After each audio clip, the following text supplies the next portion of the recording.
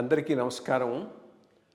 IYR talks మొదలుపెట్టి ఎఫెక్టివ్గా postings మొదలుపెట్టి ఒక సంవత్సర కాలం అయింది. ఈ సంవత్సర కాలంలో సబ్స్క్రైబర్స్ బేసు 3,000 నుంచి 33,000 దాకా పెరిగింది. ఐవైఆర్ టాక్స్ను ఆదరిస్తున్న మీ అందరికీ నా ధన్యవాదాలు. భవిష్యత్తులో కూడా ఇదే రకంగా ఐవైఆర్ టాక్స్ని మీరు ఆదరిస్తారని ఆశిస్తూ ఉన్నాను. Thank you.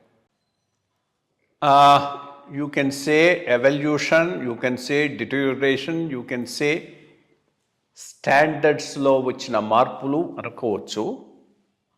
4 సెంటెన్సెస్లో చెప్తాను. మనకన్నా ఒక తరం ముందు వీడు ఐఏఎస్ కాబట్టి వీడు తప్పు చేయడు కాబట్టి ఒక నమ్మకం ప్రజలకు మన తరం కాదు మనకన్నా ముందు తరం మీద ఉండేది. నెక్స్ట్ తరానికి వచ్చేటప్పటికి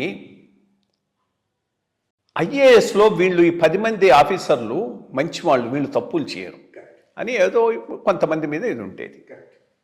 నెక్స్ట్ స్టేజ్కి వచ్చేటప్పటికి ఈ ఆఫీసరు నార్మల్గా తప్పు చేయడు, ఇప్పుడు చేశాడో లేదో మనకు తెలియదు. అంటే దట్ ఈస్ ది డేట్. ఆ పైన వచ్చేటప్పటికి ఐఏఎస్ కాబట్టి వీడు తప్పే చేసి ఉంటాడనేటటువంటి స్టేజ్ దాకా డిటోరియేషన్ వచ్చింది. దీనికి చాలా కారణాలు ఉన్నాయి. I'm not blaming officers or anyone. Environment, ఎందుకంటే కూర్చొని వృద్ధనారి పతివ్రత అన్నట్టు మీరు నేను కూర్చొని పెన్షన్ తీసుకుంటూ 100 సూక్తులు చెప్పొచ్చు, కానీ రియల్ ఫీల్డ్లో ఉండి వర్క్ చేసేవాడికి తెలుస్తూ ఉంటుంది. లైక్ కలెక్టర్ని మధ్యనే కలిశాను, ఏదో టూర్కి వెళ్ళినప్పుడు. అక్కడ పాపం he came and met me. I didn't even expect 10 ఏళ్ల తర్వాత మనం జిల్లా పోతే కలెక్టర్ వచ్చి కలుస్తాడని ఎవడనుకున్నాడు. In fact he made a very pertinent comment. The Telangana collector sir, అంతకుముందు రిజీమ్లో మా పరిస్థితి ఏంటి అంటే don't thinking is at the highest level. వాళ్ళు ఏం చెబితే అది చెయ్యి.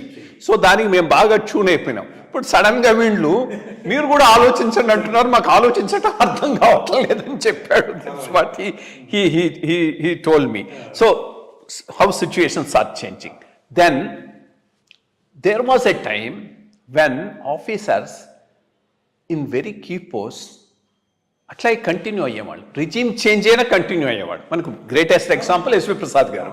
ఎవరున్నా కానీ he was able to manage. Heroes అట్లా లేదు. ఇది మోరాలెస్ స్పాయిల్ సిస్టమ్స్ లాగా తయారైంది, అమెరికన్ సిస్టమ్ లాగా వచ్చేసింది. యు ఆర్ ఆ చీఫ్ మినిస్టరు, కాన్ఫిడెన్స్ మీ నలుగురు, సో మా దాంట్లో మీకు చూడలేదు, సో మా నలుగురు మేము. So as a general service దీని ఇంపార్టెన్స్ తగ్గిపోతున్నది. As more a specific to రిజీమ్గా తయారవుతున్నాం. అదొకటి. రెండోది, నేను సడన్గా ఇప్పుడు కరప్షన్ ఎక్కువ ఉంది, అంతకుముందు లేదు అని నేను అన్ను, కానీ definitely corruption levels also have gone up. దాంట్లో ఏమి డౌట్ లేదు. ఉంది, అప్పుడు ఉంది, అంతకుముందు ఉంది, మొదటి నుంచి ఉంది, లేదు అని చెప్పలేం. కానీ కరప్షన్లో ప్రాబ్లం ఏంటంటే నాట్ కరప్షన్ పర్ సే, ఆఫీసర్ను వీకెన్ చేస్తుంది. బ్లాక్ మెయిలింగ్, అది ఈరోజు పెద్ద ఇష్యూ. ఏంటంటే politician blackmailing, media houses blackmailing. ఇందాక మనం డిస్కస్ చేశాం కదా స్ట్రింగర్స్. అంతకుముందు స్ట్రింగరు తహసీల్దారు పరిస్థితి, media house owner IAS officer లెవెల్కి వచ్చేసింది. అంతకుముందు మనకు తెలిసిందల్లా వాడు స్ట్రింగరు ఏదో వాడికి అనుకున్న చేయకపోతే తహసీల్దార్ మీద 4 పిటిషన్లు పెట్టి పక్కా ఇన్ఫర్మేషన్తో పిటిషన్ పంపించడమో, రెండో రోజు పేపర్లో ఇదే వేయటమో జరుగుతుండే. ఇప్పుడు ఆ బ్లాక్ మెయిలింగ్ ఆ స్థాయి నుంచి ఈ స్థాయికి వచ్చింది. సో ఈ situation how do you face it? నేను అనుకోవటం 2-3, ఐ మీన్ ఇది నాకు జరిగింది, మీకు ఉండుండొచ్చు. ఒకటి, సీఎంకు దగ్గర, పవర్ సెంటర్కు నేను దగ్గర కాబట్టి ఐఆమ్ గ్రేట్ అనేటటువంటి ఫీలింగ్తో ఎవరూ ఉండకూడదు. Because power centres will change. డెమోక్రసీలో అదే బ్యూటీ. సో ఈరోజు పవర్ సెంటర్, రేపు పవర్ సెంటర్ కాకపోవచ్చు. రేపు వచ్చిన పవర్ సెంటరు దీనిని exactly with reference to rules regulations చూస్తుందే కానీ నీ గ్రేట్నెస్ చూసి ఎవాల్యుయేట్ చేయి. కాబట్టి ది మోర్, ఇన్ఫ్యాక్ట్ నేను ఇంకో చిన్న ఎగ్జాంపుల్ ఇస్తూ ఉండేవాడిని. ఈ పవర్ సెంటర్కు దగ్గర అనుకోవటం ఎట్లాగంటే, ఇది బ్యూరోక్రాట్స్ అందరిలో ఉన్నటువంటి పెద్ద వీక్నెస్, మెర్క్యూరీ లైట్కు 4 పురుగులు అట్రాక్ట్ అయ్యి మాడి కింద పడతాయి, మళ్ళా 4 రెడీ అవుతాయి. సో బ్యూరోక్రాట్స్ కూడా అట్టాగే ఉన్నారు. పవర్ సెంటర్ దగ్గరగా ఉండాలనేటటువంటి ఉద్దేశంతో అవుట్ ఆఫ్ ది వే చేయటం, ఆ ఉన్న రూల్స్ రెగ్యులేషన్స్ చూడకుండా చేయటం చేశాను. నేను తర్వాత దెబ్బతిన్నా. ఐ మీన్ నేను I'm not, but that was a very big lesson for me in the bureaucratic life. So అది అనుకొని ఓవర్ ఎంథూసియాసంతో సిస్టమ్స్ను మీరి కానీ రెగ్యులేషన్స్ని మీరి కానీ వర్క్ చేశారు అంటే you are making yourself vulnerable. ఇది ఇన్ఫ్యాక్ట్ గోయింగ్ బ్యాక్ ఈ రోజు పాయింట్ కాదు, ఎప్పటి పాయింట్ కాబట్టి వీ కెన్ ఆల్సో. సో ఈ blackmailing of an officer if you have a problem is a general thing. అదే అప్పటి నుంచి ఉంది, ఇప్పుడు కొత్తగా వచ్చి. కాబట్టి దానికి అవకాశం ఇవ్వకుండా చూసుకోవటం.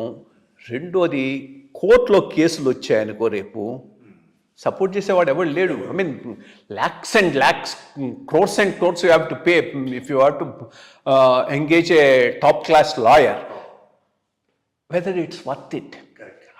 అది కాస్త ఆలోచించుకోవాలి ఆఫీసర్లు. కొంత సంయమనంతో two things they will have to, and then most important, this is another important point. I mean you also take on from there. Camaraderie ఒకటి తగ్గింది. 2, ప్రొటెక్షన్ ఫ్రమ్ సీనియర్స్ కూడా లేదు. అది పెద్ద అడ్వాంటేజ్ ఎర్లియర్. ఎందుకనంటే డెసిషన్స్ బ్యూరోక్రాట్ లెవెల్లో ఉండేది. పోయి చీఫ్ సెక్రటరీకి చెప్పుకొని వచ్చి, సార్ నేను అక్కడ పోతాను అని అంటే, he was able to help you with reference to ఏదైనా problem, help you with reference to posting if you say కొంత ఏదైనా అడిగితే. ఈరోజు ఈ డిస్క్రిప్షన్ కూడా ఎవరి దగ్గర లేదు. వాళ్ళ స్కిన్ కాపాడుకోవటమే వాళ్ళకు పెద్ద ప్రాబ్లం అవుతుంది. సో వాళ్ళు నీ స్కిన్ కాపాడుతారనుకోవటం సో చాలా ఇది. ఈ పరిస్థితిలో డబ్లీ కేర్ఫుల్గా ఉండకపోతే even best of officers get in to A problem. This is one thing. Kindly from here you. మీరు చాలా బాగా చెప్పారు సార్. ఇది ఇంకొక సమస్య ఏమిటంటే, అసలు ప్రొఫెషనల్ కాంపిటెన్స్ అంటే మనం చేయవలసిన పని ఏదైతే ఉందో దాన్ని జస్ట్ సక్రమంగా చేయడమే కాకుండా